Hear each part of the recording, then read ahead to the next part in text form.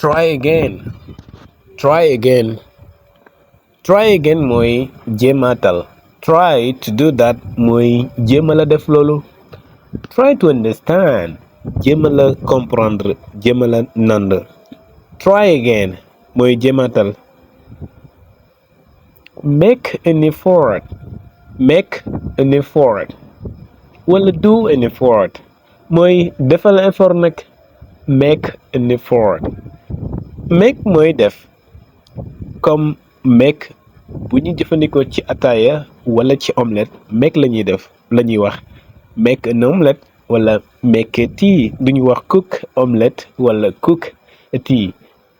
bu dee ataaya wala omelette lu ñuy tàngal make la ñuy wax. It's always difficult at the beginning.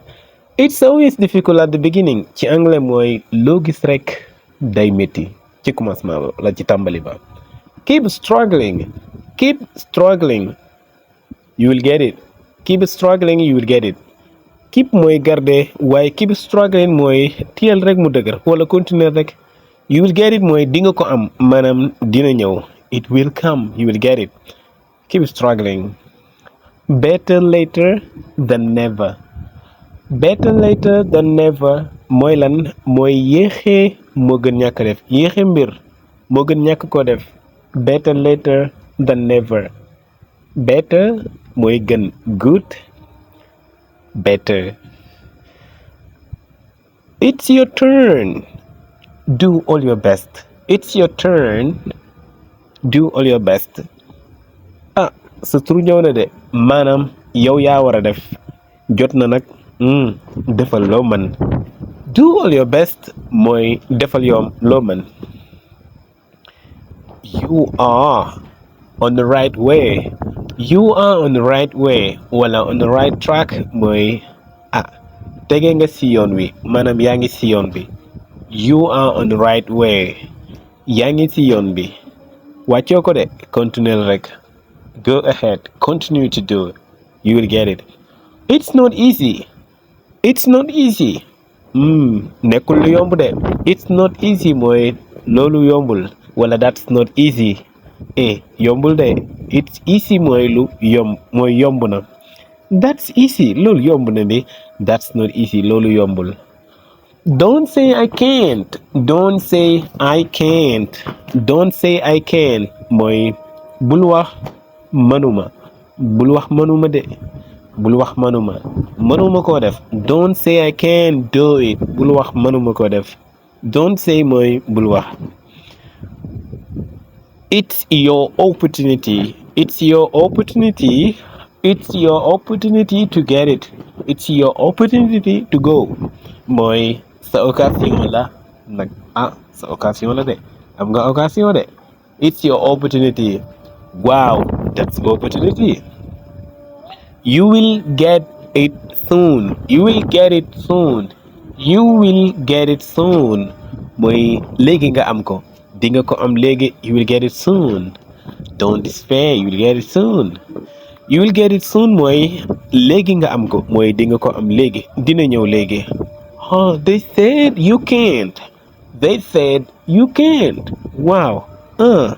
kon ñoom dañoo waxoon ne yow mënoo ko.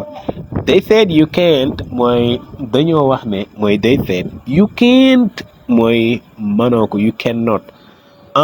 kon ñoom dañoo wax ne yow mënoo ko. They said you can't. For sure you can do it. For sure you can do it. dëgg mën nga koo def. I know you can do it. I know that you can do it. xam naa ne yow mën nga koo def. ok. For sure mooy ca dëgg. You can do it mooy mën nga koo def. Do what you want to do. Do what you want to do. defal loo bëgg a def. Do what you want to do. defal loo bëgg a def. Go where you want to go. demal foo bëgg a dem. Live with who you want to live with. dëkkal ak koo bëgg a dëkk wala whom. ok. Believe in yourself. Believe in yourself. gëmal sa bopp. Believe in yourself mooy nga gëm sa bopp. gëmal sa bopp. I believe in you. man gëm naa la de. I believe in God mooy gëm naa yàlla. Believe in yourself. gëmal sa bopp. Wow, stop calling for help. Stop calling for help. Stop calling people for help. Why? Bàyyil di woote ngir ndimbal. Bàyyil di woote ndimbal. Do it by yourself. You can do it. Defal ko sa bopp, mën nga koo def. Don't call anyone wala don't call someone. No, don't call anyone. Okay? Call someone. We say, tomorrow will never come. Tomorrow will never come. Suba du mos a ñëw. Tomorrow will never come mooy suba du mos a ñëw. Suba moom amul du ñëw. Because tomorrow we say tomorrow again. Suba du mos a ñëw. Do it right now. Do it right now. Def ko léegi léegi. Do it right now.